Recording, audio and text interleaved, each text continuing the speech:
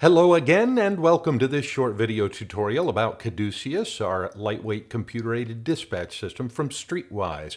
In this video, we're going to show you how to use the unit list. Now, if you're a dispatcher, you're typically going to be on the active incident screen. So you can just open your main menu and then drop down to units. And that's going to bring up a big table that shows all the units in your particular department.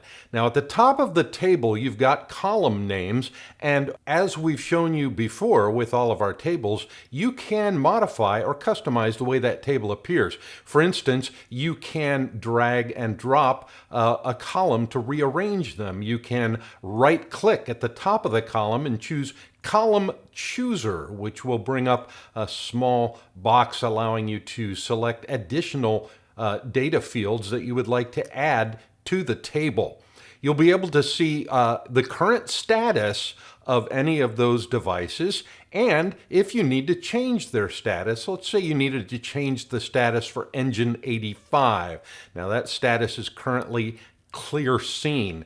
But if you as a dispatcher needed to make a status change, you can do that, and that status change will actually push out to the Streetwise device in that actual truck. Now the way we do that is we use the little table edit icon. That's the one with the little box and a tiny little pencil. We're going to click on that next to engine 85, which puts it into table edit mode.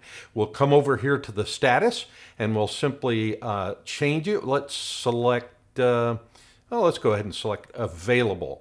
Now, once I've done that, you can see down here in the in place of the edit icon, and we now have a update or a save icon. We'll go ahead and click on that, and that will update the device and also update the status out in the truck.